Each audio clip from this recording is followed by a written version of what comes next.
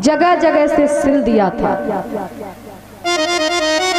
और वो चावल उसी फटे वस्त्र में बांध दिए और बांध करके पोटली सुदामा जी को दे दी। बोले जाओ महाराज, जा करके अब कृष्ण के दर्शन कर रहा हो।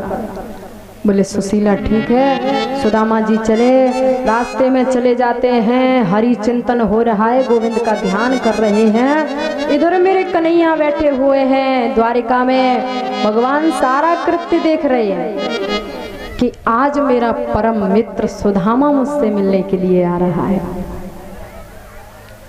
तो आज तो भगवान ने देखो है तो सुदामा जी के पैरों में कांटे लगे हुए हैं। सुदामा जी नग्न पैर से दौड़ रहे हैं महाराज, बड़ी धूप पड़ रही है, कड़ाके की गर्मी, नंगे पैर है सुदामा जी के, तन पर वस्त्र नहीं है, फटी सी धोती पहनी है, फटी सी पगड़ी लगी है सुदामा जी के। तो आज सुदामा जी थकित होकर के और एक पेड़ के नीचे सुदामा जी ने अपना पड़ाव डाल दिया। जैसे ही महाराज विश्राम करने लगे उसी समय भगवान ने आज देखा कि मेरा मित्र सुदामा है, उससे महाराज निर्बलता का जो शरीर है उससे चला नहीं जाता, शरीर जर्जर हो गया है, मानो गरीबी में बुढ़ापा आ गया हो। गरीबी ने सुदामा को घेर लिया है। आज जैसे ही देखा है भगवान ने तो प्रभु ने अपने पार्षदों को आदेश दिया कि जाओ और जाकर के सुदामा जी को यहाँ द्वारिका नगरी में ले आओ। तो भगवान के पार्षद इधर चले हैं तो कहते हैं श्री सुखदेव जी महाराज की राजन परीक्षित, सुदामा जी शयन कर रहे थे और उसी समय भगवान के पार्षद गए और भगवान के पार्षदों ने सुदामा जी को ले जा करके और द्वारिका नगरी के बाहर छोड़ दिया। अब सुदामा जी कहाँ पहुंच गए? द्वारिका नगरी। अब महाराज बड़ी द्वारिका नगरी है, बड़ा शानदार महल है भगवान का। अब गांव में घूम रहे हैं सुदामा जी, बड़ा नगर दिखाई दे रहा है सुदामा जी को। तब सुदामा जी आज जैसे ही देखा है सभी को, बहुत सारे नर नारी है महाराज, बड़े बड़े सुंदर सुंदर वस्त्र आभूषण पहने हुए हैं। तो सुदामा जी आज पूछने लगते हैं कि भैया सुनो, ये कौन सी नगरी है भैया, ये कौन सा नगर है? तो किसी एक ने कहा कि बाबा ये द्वारिका नगरी 6। महाराज द्वारिका है गुजरात में और वहां पर समस्त चीजों के पीछे 6 लगाया जाता है। जीजी 6, जीजा 6, मम्मी 6, पापा 6, द्वारिका नगरी 6। अब बोलो क्या समझ में आएगा? जब महाराज कहा कि बाबा द्वारिका नगरी 6 तो सुदामा जी एकदम से पीछे हो गए। बोले कन्हैया लाला अब तो मेरे बस की बात नहीं है कि मैं द्वारिका पहुंच जाऊं। अरे महाराज कहाँ कहाँ ढूंढेंगे तो को, 1 होती 2 होती 3 होती 6 द्वारिका नगरी है, न जाने कौन सी में तेरो निवास होएगा, कहाँ ढूंढेंगे मैं तो को। और लाला वैसे भी तेरो कोई ठिकाना तो हतना है। अब तो महाराज बड़े ही उदास हो गए, बड़े ही हताश हो गए और कहने लगते हैं, बोले भैया मुझे कहीं नहीं जाना, मैं तो अब अपने नगर के लिए लौट कर जा रहा है। तभी उनमें एक बाबा जी थे, वो बड़े ही समझदार थे। उन्होंने सुदामा जी की वेशभूषा को देखा, सुदामा जी की भाषा को जब सुना तो बाबा जी ने कहा, महाराज आपको कहाँ जाना है? बोले जाना तो द्वारिका नगरी था, पर द्वारिका नगरी 6 हो गई है, तो न जाने कौन सी में कृष्ण रहता होगा, मैं कहाँ कहाँ ढूंढूंगा। तो उन्होंने समझाया, बोले महाराज ये द्वारिका ही है, आपको कहाँ जाना है?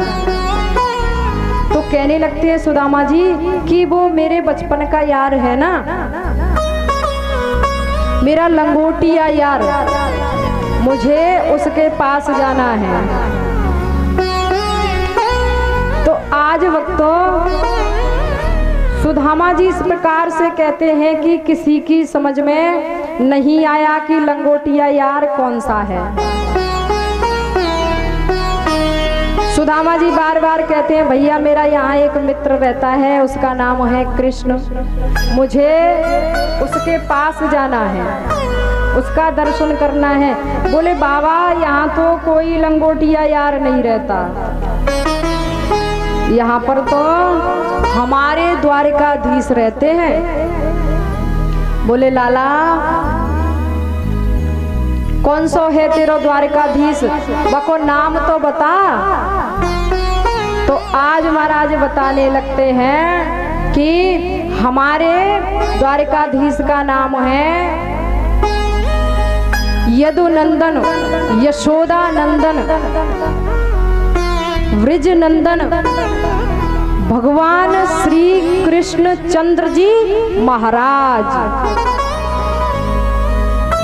सुदामा जी बोले लाला पैसा बढ़ो तो बढ़ो, पर नाम और ज्यादा बढ़ गए हो, क्योंकि जब पैसा बढ़ता है ना तो नाम के पीछे जी लग जाता है।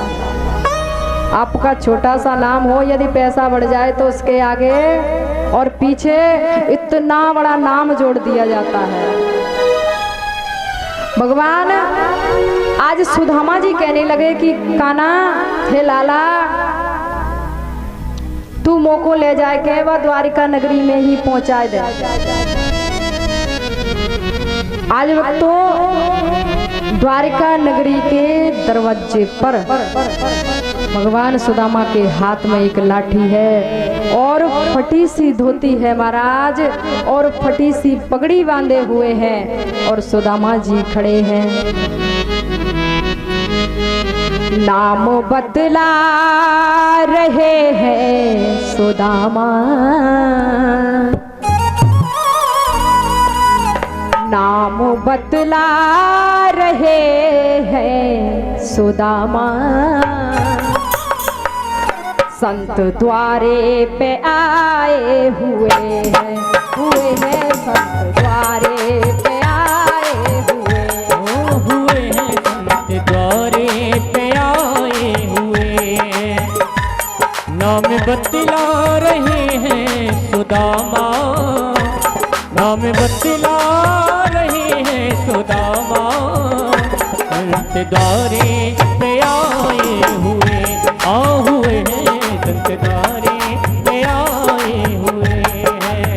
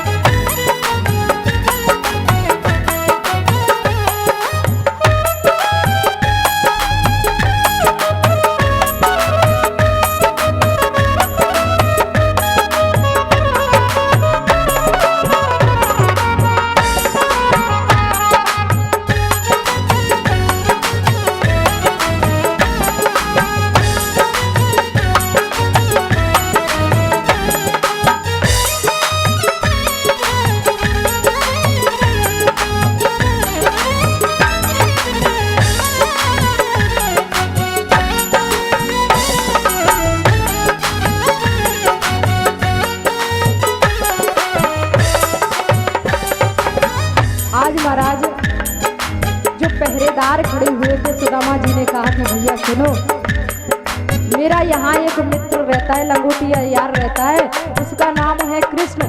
मेरा एक संदेश ले जा करके उस कृष्ण के पास में पहुंचा दो कि दरवाजे पर तुम्हें एक सुदामा नाम का मित्र बुला रहा है। तो आज वक्त तो जो पहरेदार है वो चले कन्हैया के पास में।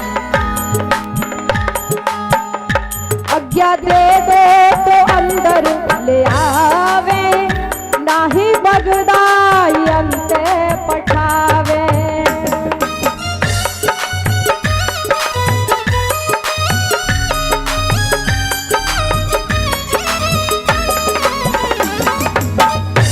आज्ञा दे दो तो अंदर ले आवे, नाही बगदाई अंते पठावे।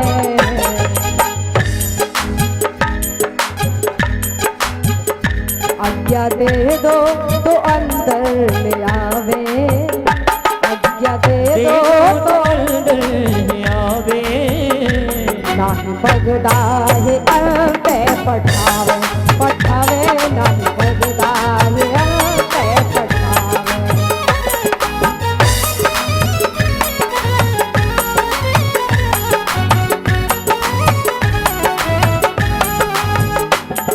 और महाराज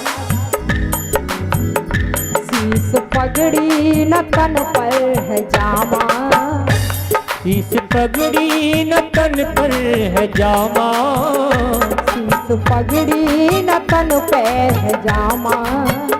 चिंता सापिन सताए हुए हैं चिंता पे सताए हुए हैं चिंता पे सताए हुए हैं।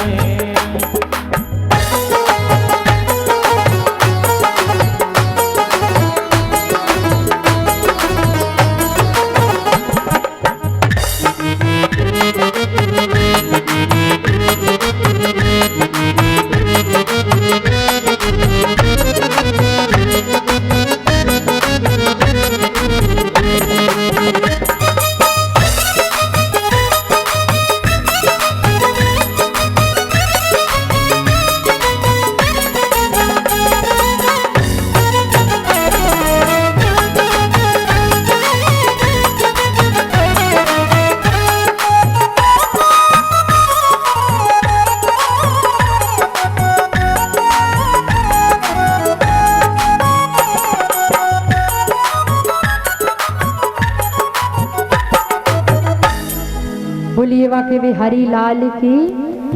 तो आज वक्त इस प्रकार से सुदामा जी दरवाजे पर खड़े हैं और बार बार पहरेदारों से यही कह रहे हैं कि भैया सुनो, यहाँ पर मेरा एक यार रहता है, मेरा कृष्ण यहाँ रहता है। जब पहरेदारों ने सुदामा जी की ऐसी दशा को देखा है महाराज, तो देख करके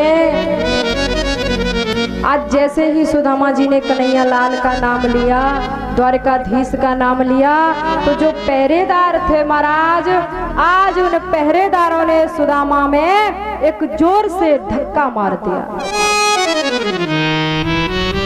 आज वक्त तो सुदामा जी धरती पर गिर पड़े और हताश हो गए, निराश हो गए। बार बार पहरेदारों के समक्ष जाते हैं सुदामा जी, बार बार हाथ जोड़ते और कहने लगते हैं, लाला यहाँ मेरा यार रहता है, तुम एक बार जाकर के उससे कह दो कि सुदामा दरवाजे पर खड़ा हुआ है, तुम्हारा इंतजार कर रहा है, तुमसे मिलने आया है, तो निश्चित ही मेरा कान्हा मुझसे मिलने अवश्य आएगा। पहरेदारों ने आज दुत्कार दिया सुदामा जी को, बार बार इनकार करते हैं, कहने लगते हैं, सुनो तुमने अपनी शक्ल देखी है कभी? अरे ना तो तुम्हारे शरीर पर एक भी वस्त्र है, ना महाराज धोती साबुत है, हाथ में डंडा लिए हुए हैं, शक्ल का ये हाल हो रहा है और कहते हो कि द्वारकाधीश तुम्हारे मित्र हैं। असंभव, ऐसा हो ही नहीं सकता। मुझे तो ऐसा लगता है कि तुम पागल हो चुके हो। सुदामा कहते हैं, भैया मैं पागल नहीं हूँ, लोग पीते हैं पी पी के गिरते, हम पी के गिरते नहीं हैं, और हम तो पीते हैं भक्ति का प्याला, ये बाजारों की मदिरा नहीं है। सुदामा जी से कहते हैं कि बाबा ऐसा लगता है कि तुम पागल हो चुके हो, और महाराज पागलों के लिए यहाँ कोई ठौर ठिकाना नहीं है। मैं तो तुमसे यही कहता हूँ कि तुम जहाँ से आए हो वहीं लौट जाओ, और ये आस छोड़ दो। ये तुमने हमसे जो कहा है कि द्वारिकाधीश तुम्हारे मित्र, मैया रुक जाओ, आपको अलग से टाइम मिल जाएगा चावल रखने के लिए। ये कहा कि द्वारिकाधीश आपके मित्र हैं, यदि तुमने ये बात कहीं गांव में जाकर कह दी ना, तो महाराज सोच लेना, वैसे भी आप इतने दुबले पतले हो, आपका शरीर इतना जर्जर है, कहीं आपने ये कहा कि द्वारिकाधीश आपके मित्र हैं, तो महाराज कोई गारंटी नहीं है कि आपके ऊपर जो है प्रहार भी हो सकता है। अब तो महाराज सुदामा जी बड़े ही व्याकुल, बड़े ही चिंतित कि इससे अच्छा तो मैं आता नहीं तो अच्छा रहता, परंतु सुशीला ने बार बार कह करके और मुझे यहाँ भेज तो दिया। इतनी दूर में आ गया, परंतु फिर भी मुझे ऐसा लगता है कि शायद कृष्ण मुझे नहीं मिले। आज महाराज नेत्रों से अश्रुधारा निकल पड़ी।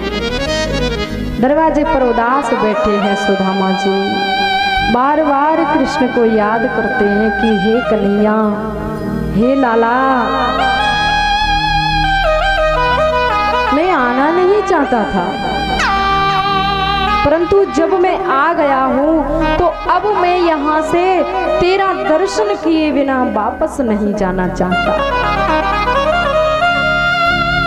इधर मेरे प्रभु भगवान श्री कृष्ण चंद्र अपने आसन पर बैठे हुए थे। वहीं जब प्रभु ने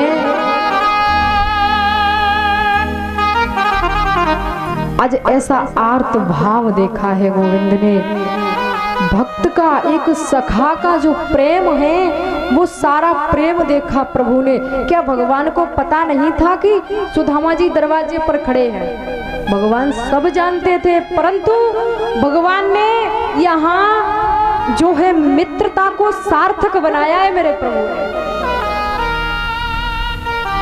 ये जो वंदन है उस वंदन को पवित्र कर दिया है गोविंद ने।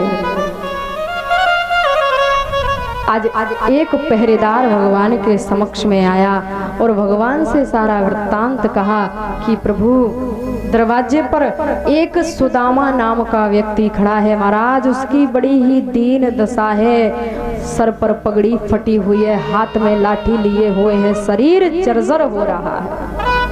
महाराज आपका बार बार नाम लेता है, कहता है कि आप उसके मित्र हो। जैसे ही बंधु भगवान ने आज सुदामा का नाम सुना तो नाम सुनते ही मेरे प्रभु के नेत्रों से अश्रुधारा निकल पड़ी। गोविंद के हृदय में वो मित्रता का भाव उमड़ पड़ा, कंठ अवरुद्ध हो गया, हृदय विदीर्ण होने लगा, नेत्रों से झरझर आंसुओं की झार झरने लगी। भगवान बैठे हुए थे अपने आसन पर।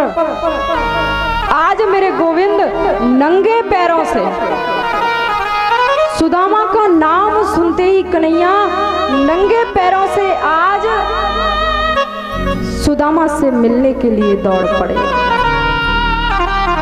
भगवान की उस छवि का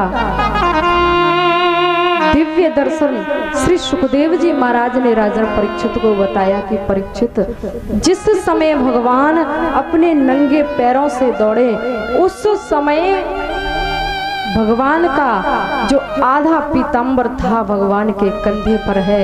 आधा पीतांबर महाराज धरती पर झाड़ू मारता हुआ जा रहा है, नेत्रों से आंसू बह रहे हैं, करुण भाव प्रकट हो गया। बार बार भगवान सुदामा को आवाज देते हुए, सुदामा को पुकारते हुए मेरे कन्हैया दौड़ते हुए जा रहे हैं। इधर सुदामा जी बड़े ही हताश, बड़े ही निराश बैठे हैं। सुदामा जी सोचने लगे, मुझे दरवाजे पर बैठे बैठे काफी समय व्यतीत हो गया, परंतु कृष्ण मुझसे मिलने नहीं आया। मुझे पता है कि कृष्ण और मैं, हमारा बचपन का संयोग था महाराज।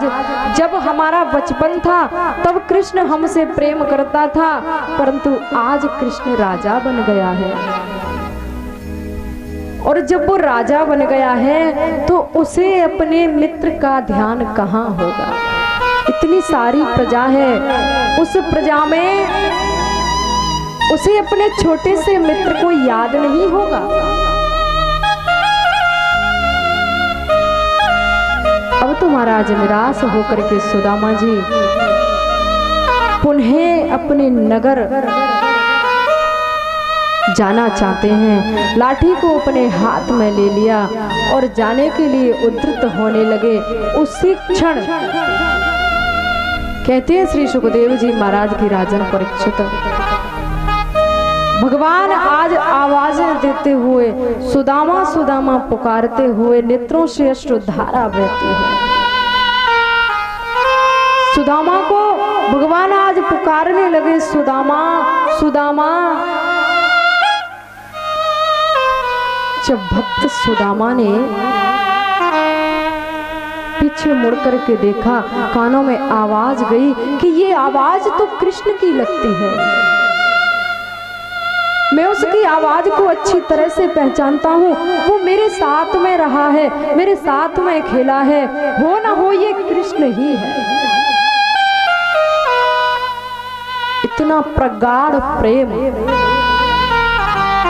इसे देख करके नेत्र सजल हो गए। सुदामा जी ने आज पीछे मुड़ करके देखा तो कन्हैया लाल खड़े हैं। बड़ा ही करुण भाव उमड़ पड़ा।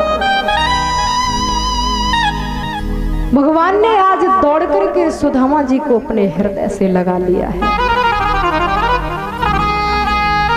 भगवान आज अपने हृदय से लगा करके भक्त सुदामा को आज महाराज विलाप करने लगते हैं, रोने लगते हैं। हे सुदामा, काफी समय व्यतीत हो गया मित्र, तुमने कभी मुझे याद क्यों नहीं किया। आज तो भगवान सुदामा जी को अंदर ले गए, ले जाकर के सुदामा जी को भगवान ने अपने सिंहासन पर बिठाया। बिठा करके भगवान आज पूछने लगते हैं कि सुदामा, क्या इतने दिनों में कभी भी तुम्हें मेरी याद नहीं आई? एक बार भी मेरा स्मरण नहीं आया? महाराज तुम्हें याद है ना, जब हम छोटे थे, जब हमारा बचपन था, तब हम साथ साथ खेलते थे, कभी भी एक दूसरे से अलग नहीं हुआ करते थे।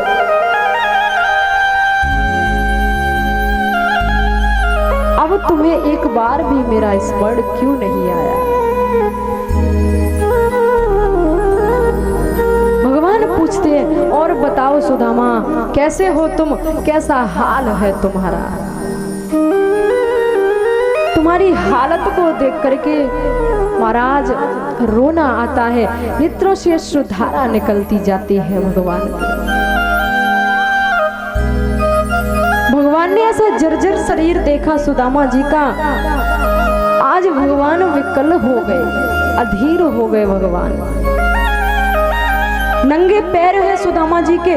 भगवान की नजर सुदामा जी के पैरों पर पड़ी तो क्या देखते हैं महाराज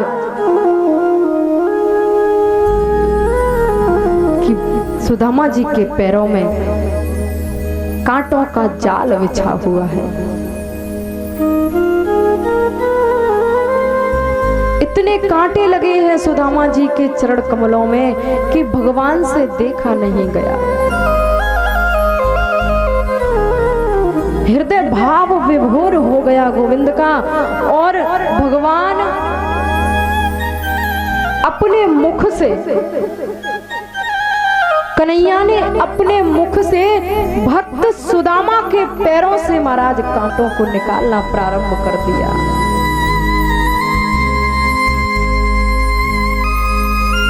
ब्राह्मण देव द्वारिका में पधारे हैं और भगवान संतों का, ब्राह्मणों का बहुत बड़ा सम्मान करते हैं। भगवान ने आज उस क्षण पानी परात को हाथ छुओ ना और नैनन के जल सो पग धोए। देख सुदामा की दीन दशा, करुणा करके करुणानिधि रोए। भगवान ने आज ऐसा हाल देखा है सुदामा का। भगवान के नेत्रों से अश्रुधारा निकल रही है, भगवान के नेत्रों से आंसुओं की झड़ी लग गई। महाराज कहते हैं कि भगवान ने जो सुदामा के चरण कमल थे, उन चरणों को भगवान ने अपने आंसुओं से धो दिया। पानी परात को हाथ छुओ नहीं, नैनन के जल सो पग धोए। इतना रोए भगवान, इतना विकल हुए। सुदामा से सिर्फ एक बात पूछते हैं, सुदामा तुम ठीक तो हो ना मित्र? हमें मिले हुए कितना समय हो गया, कितना वक्त बीत गया। इतने दिनों में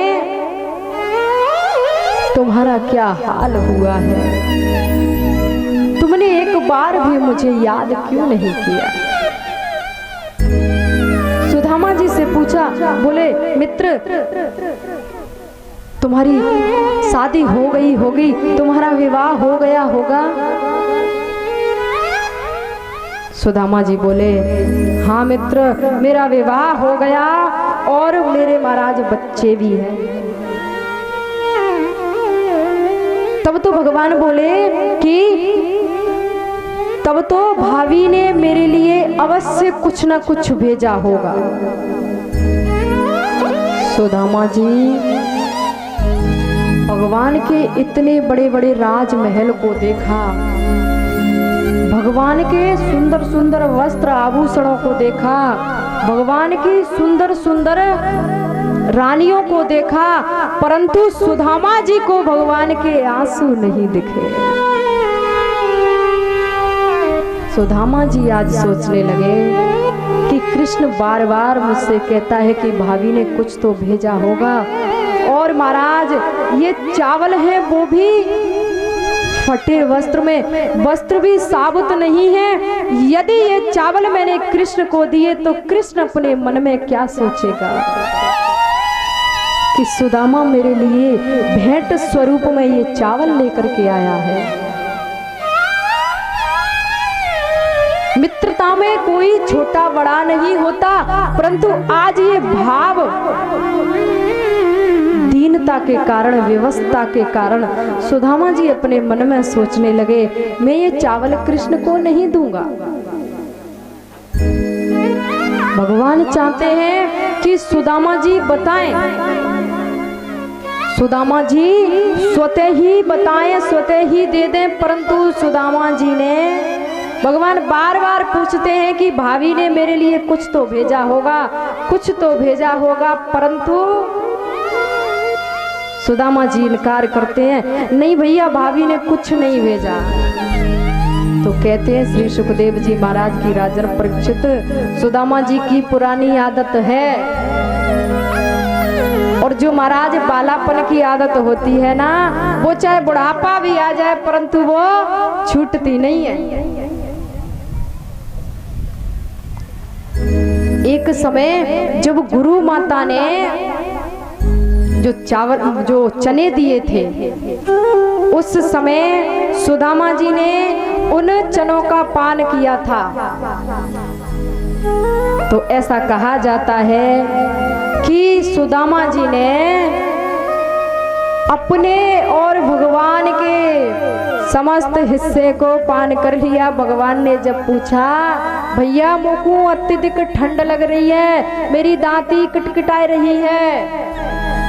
गुरु माता ने जो चने दिए थे खाने को, वो थोड़े से मुझे भी दे दे। तो उसी समय की याद भगवान को आ गई और भगवान बार बार पूछते हैं कि सुदामा बताओ ना, भाभी ने अवश्य मेरे लिए कुछ दिया होगा परंतु तुम बताना नहीं चाहते महाराज, ये तुम्हारी पुरानी आदत है। सुदामा बोले नहीं मित्र। तभी भगवान की नजर उस पोटली पर गई। भगवान उस पोटली को देखते हैं। सुदामा जी काख में उस पोटली को दबाए हुए थे कि कहीं कृष्ण को ये फटी सी पोटली दिख न जाए। अगर दिख गई तो कृष्ण न जाने फिर कितने सवाल और जवाब करेंगे और मैं महाराज बता नहीं पाऊंगा। भगवान ने आज झट से लेकर के और उस पोटली को खींच लिया। उसी क्षण सुदामा जी अपनी गर्दन को नीचे नवाए बैठे हैं और भगवान ने उस पोटली को आज खोला है।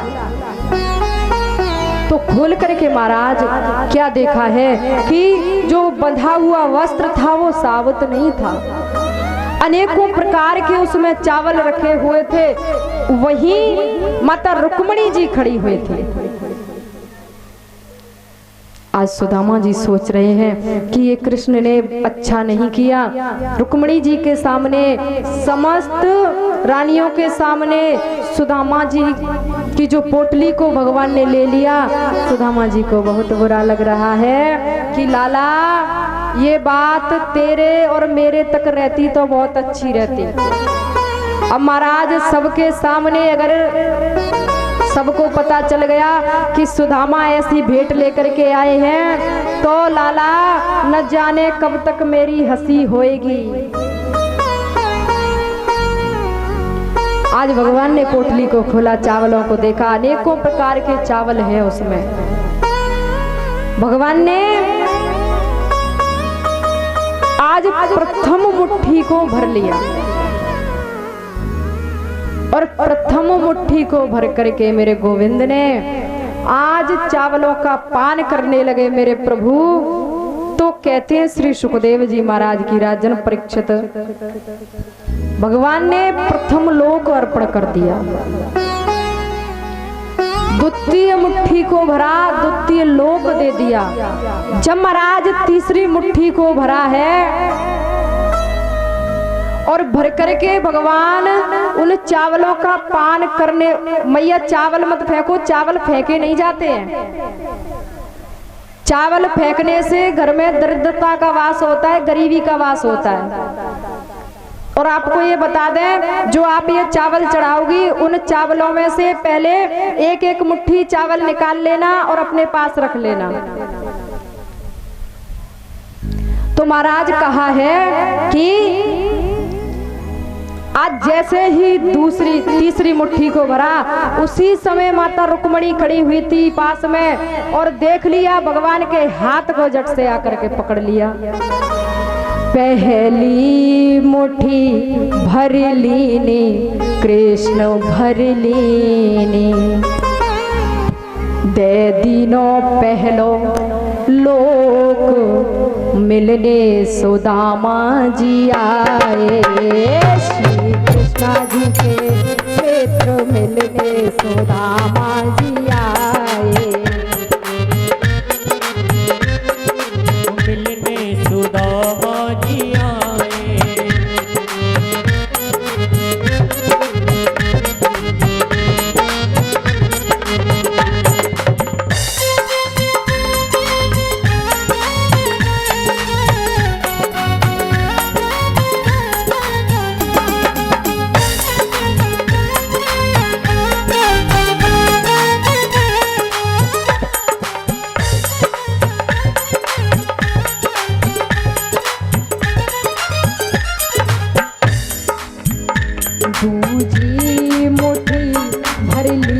श्याम भर लीनी। ओ दूजी मुट्ठी भर लीनी श्याम भर लीनी। कह दियो दूजो लोक मिलने सुदामा जी आए। दे दिया दूजो लोक मिलने सुदामा जी आए।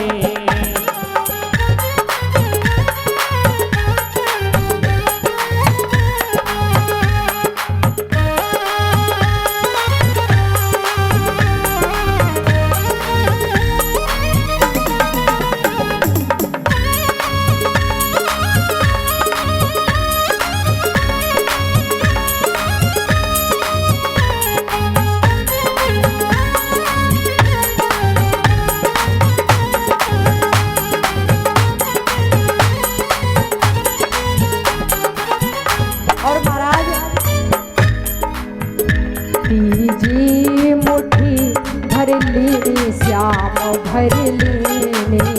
ओ तीजी मुट्ठी भर लीनी श्याम भर लीनी। तीजी मुट्ठी भर लीनी श्याम भर लीनी। तीजी मुट्ठी भर लीनी श्याम भर लीनी। मेरे पकड़ो हाथ मिलने सुदामा जी आए। श्री कृष्ण जी पकड़ो के हाथ मिलने सुदामा जी आए। श्री कृष्ण जी के नेत्र मिलने सुदामा जी आए। ओ श्री कृष्ण जी के नेत्र मिलने सुदामा जी आए। श्री कृष्ण जी के नेत्र मिलने सुदामा जी आए। श्री कृष्ण जी के नेत्र मिलने सुदामा जी आए।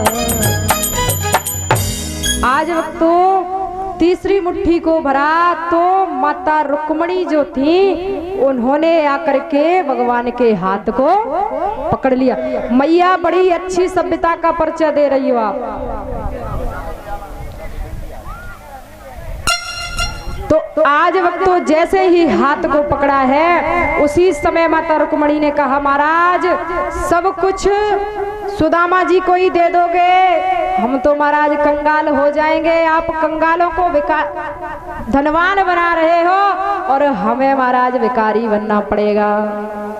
तो आज भगवान ने दो लोक सुदामा जी को दे दिए और विश्वकर्मा को आदेश दिया कि जाओ नगर में सुदामापुरी का निर्माण कर दो।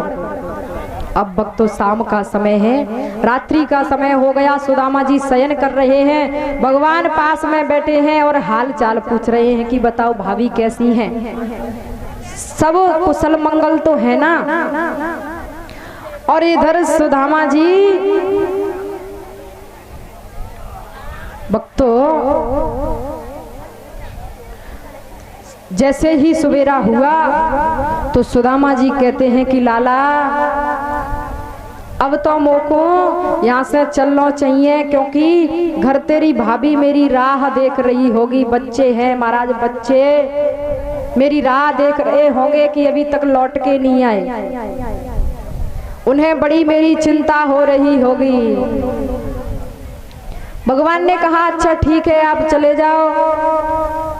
तो सुदामा जी मन में सोच रहे हैं कि लाला मैंने ऐसा तो कहीं ना देखो कि हमारे घर में जब कोई मेहमान आवे तो जब महाराज वो जाने की कहे ना तो हम उससे कई बार कहते हैं रुक जाओ भैया 2-4 दिन और रह लो फिर चले जाना, परंतु कन्हैया ने ऐसा एक बार भी नहीं कहा कि मित्र रुक जाओ आज कल चले जाना।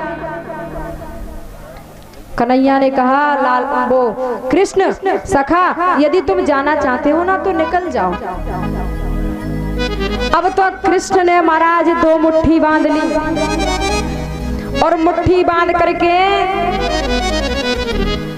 श्री सुदामा जी को अपने भवन में समस्त रानियों से मिलवाया, पटरानियों से मिलवाया। महाराज सुदामा जी का दर्शन करने के लिए जो सभी रानियां थीं, भगवान की 16,108 पत्नियां थीं, वो सभी महाराज एक कतार बन गई और लाइन बाई लाइन खड़ी होकर के सुदामा जी के चरणों का वंदन करने लगी। सुदामा जी जा रहे हैं तो सभी सुदामा जी के पैर छूने के लिए, आशीर्वाद लेने के लिए आई। अब तो सुदामा जी बड़े ही परेशान, महाराज कितना समय हो गया अभी तक कतार टूटी नहीं है। अब तो सुदामा जी को बड़ा ही संदेह होने लगा, कहने लगे लाला मोकू तो ऐसा लग रहा है कि सारे गांववासी और सारे शहरवासी तेरे आस पड़ोस वाले मोकू ऐसा लगे कि तूने सब अपनी द्वारका में बुला लिए। भगवान बोले नहीं, ये ग्रामवासी नहीं है, ना ही शहरवासी है, ना ही रुअरवासी है, ये तो सारे की सारी मेरी पत्नियां हैं।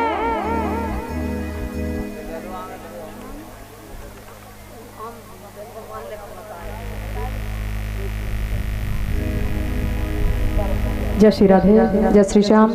ठाकुर श्री सुरेश सिंह की धर्मपत्नी जी ने माल्यार्पण करके व्यासपीठ का स्वागत किया। जोरदार तालियों के साथ में इनका स्वागत। आज भगवान ने कहा कि सुन दादा, ये सारी मेरी पत्नियां हैं, कोई परिवार वाले नहीं है, ना कोई शहर वाले हैं, ना कोई गांव वाले हैं। अब तो महाराज सुदामा जी ने जैसे ही सुना नेत्र फटे के फटे रह गए। लाला तेने तो रिकॉर्ड ही तोड़ दियो, गिनती करना असंभव है। महाराज मैंने तो गिना नहीं, पर तू ही मुझे बता दे कि ये सारे की सारी कितनी हैं। भगवान बोले अगर सुनोगे ना तो सुन के होश गवा बैठोगे। लाला एक बार बता तो सही कितने विवाह किए हैं तूने? तो भगवान ने कहा, बोले महाराज 16,108। वाह लाला धन्य है, धन्य है तेरे लिए। कैसे संभालता है तू इन 16,108 को? मैं तो अपनी एक पत्नी नहीं संभाल सकता।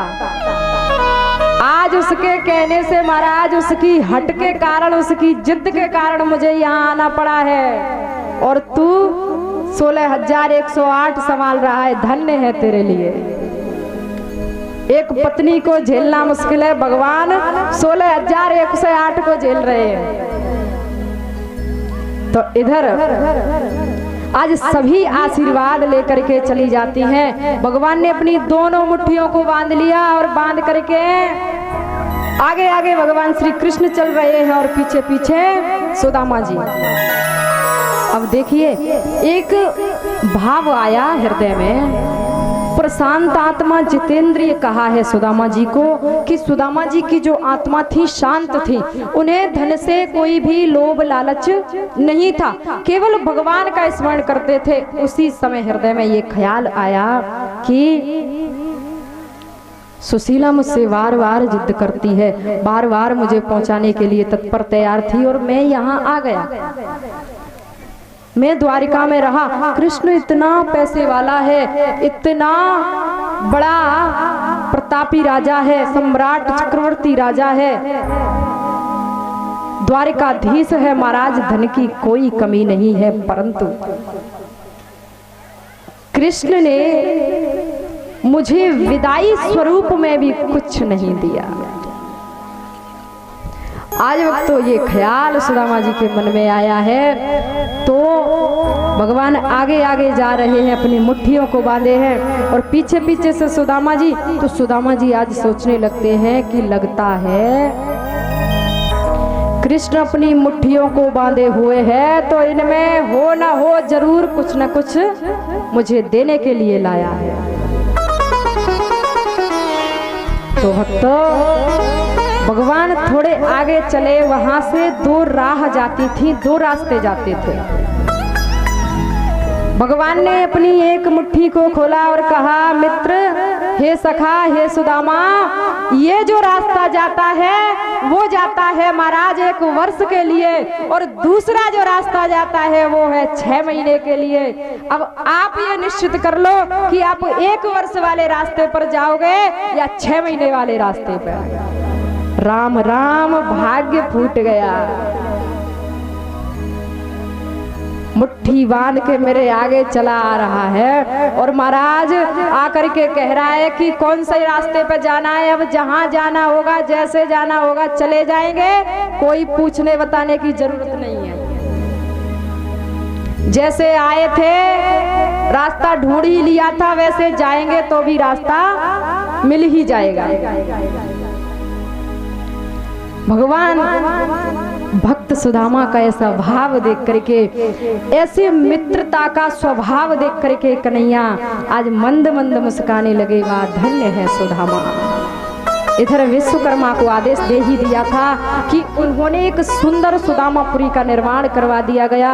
और वहां जब चलते चलते सुदामा जी सुदामापुरी में पहुंचे महाराज, तो सुदामापुरी जो थी वो द्वारकापुरी जैसी ही थी। सुदामा नगरी जो थी सेम द्वारका नगरी सी लगती थी।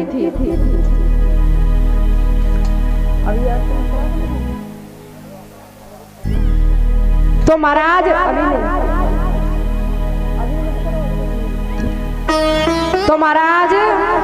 जब सुदामा जी पहुंचे हैं तो दरवाजे पर बड़े बड़े महाराज गजराज खड़े हैं, बड़े बड़े पहरेदार खड़े हैं। अति पावन नगरी दिखाई दे रही है। ऐसा लगता है सुदामा जी को कि पुनः लौट करके द्वारका नगरी में ही आ पहुंचे। अब तो सुदामा जी ने पूछा, भैया सुनो, ये कौन सा नगर है, कौन सा गांव है? तो बताया, महाराज ये सुदामापुरी है। अब सुदामा जी पूछने लगे कि ये सुदामा नाम का कोई राजा होगा महाराज? हम तो इतने गरीब हैं, शायद कोई सुदामा नाम का राजा होगा, उसकी नगरी बनी है। तो महाराज ये तो हमारा नगर नहीं है। अटारी से सुदामा की जो पत्नी थी सुशीला, वो महाराज ये सारा दृश्य देख रही थी। आरती का थाल लेकर के आ जाएंगे नीचे और सुदामा जी से मिली। सुदामा जी आज दरवाजे पर खड़े हुए हैं और जैसे ही सुदामा जी ने सुशीला को देखा, सुशीला ने कहा, महाराज ये सुदामापुरी है, ये आप ही का नगर है। भगवान कृष्ण ने सुंदर सुदामापुरी का निर्माण करवा दिया है। तभी सुदामा जी सुशीला को देख करके कहने लगते हैं, वहारी सुशीला तेरे दोय दोय चुटीला। ये तो महाराज गजब ही हो गया। इस प्रकार से आज सभी बड़े ही आनंद के साथ में और सुदामापुरी में निवास करने लगे। तो वक्तों, जैसा कि कहते हैं श्री सुखदेव जी महाराज की राजन परीक्षित, भगवान ने अपने समस्त जो है पुत्र पुत्रादियों को ये बताया है कि जीवन में किसी भी संत का अपमान मत करना। और यही कहते हुए भगवान यहाँ वक्तों भगवान ने कलयुग के धर्म बताए हैं। कलयुग में ऐसा वेद वर्णित है कि संभल ग्राम में विष्णुयश नामक ब्राह्मण के यहाँ भगवान का जो 24वां अवतार है वो कल्कि के रूप में होगा। ऐसा कह करके भगवान ने समस्त भक्तों को ये बता दिया। इधर महाराज जो यज्ञ हुआ था, जन्मेजय द्वारा जो यज्ञ किया गया था, उस यज्ञ में समस्त जो सर्प थे उनकी आहुति दी गई। और जो तक्षक सर्प था वो सर्प आज भगवान के इंद्रासन से लटक गया जाकर के और कहने लगा कि महाराज मुझे क्षमा कर दीजिए, यदि आप हमारी सारी प्रजाति को खत्म कर देंगे तो हमारी प्रजाति कहाँ से आएगी। तभी उसी समय बताते हैं श्री सूत जी महाराज की, हे सोनकादि ऋषियों, जाना तो महाराज सबको है, इस मृत्यु लोक में जो आया है उसे सबको इसे छोड़ करके एक न एक दिन अवश्य जाना पड़ता है। यहाँ कोई भी रहने के लिए नहीं आया। अब तो महाराज श्री सुखदेव जी महाराज ने परीक्षित से पूछा है कि परीक्षित बताओ, क्या अब भी तुम्हारे मन में ये भाव है, अब भी तुम्हारे मन में ये गिलानी है कि महाराज मुझे आज से 7वें दिन मृत्यु प्राप्त होने वाली है? तो परीक्षित हाथ जोड़ करके बोले हैं, महाराज हे गुरुवर, अब मेरे मन में कोई गिलानी की बात नहीं है, क्योंकि जो इस संसार में आया है, इस संसार को छोड़ करके सबको जाना है। और महाराज मरता तो केवल शरीर है, आत्मा कभी नहीं मरती। आत्मा परमात्मा का साक्षात स्वरूप है। सुखस्य दुखस्य न कोऽपि दाता परो ददाति कुभो तेरेसा अहम करोति व्यथाभिमाना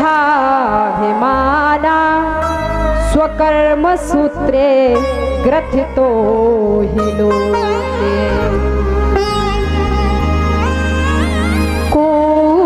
काऊ सुख दुख कर दाता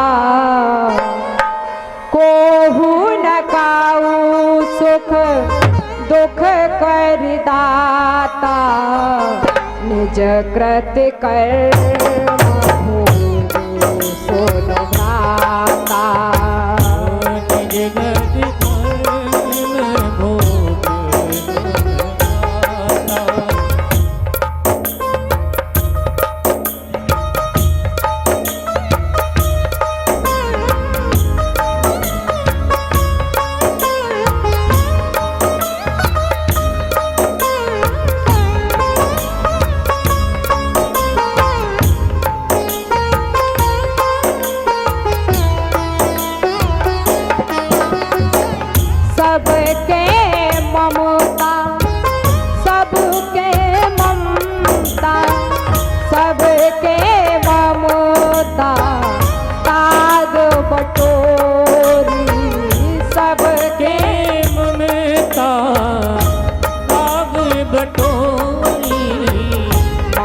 पद बने है पद दूरी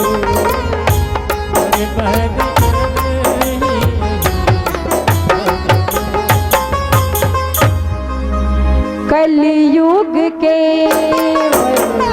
नाम आधारा हो कलयुग केवल नाम आधारा कलयुग केवल नाम आधारा कलयुग केवल नाम आधारा सुमेरे सुमेरे नर उतर पारा ओ सुमेरे सुमेरे नर उतरे हो पारा सुमेरे सुमेरे नर उतरे हो हरि अनंत हरि कथा अनंता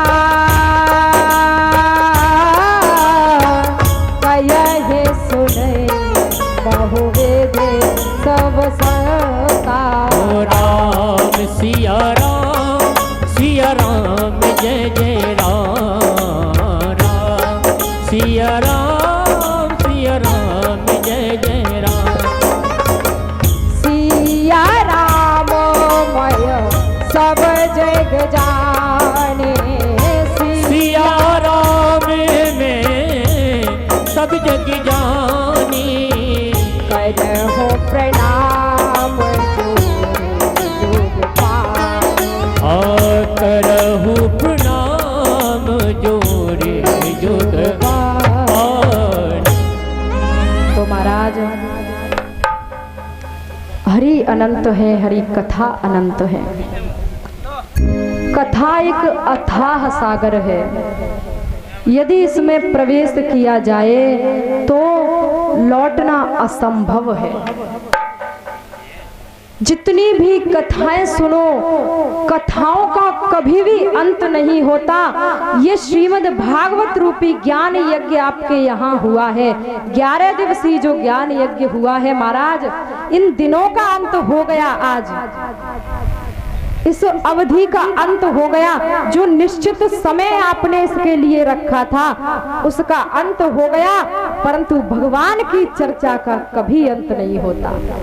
कभी हम ये नहीं कहेंगे कि कथा समाप्त हो गई। कथा को सिर्फ विश्राम दिया जाता है, ना कि उसे समाप्त किया जा सके। कथाएं कभी समाप्त नहीं होती, कभी उनका अंत नहीं होता। तो आज वक्त आपके मध्य में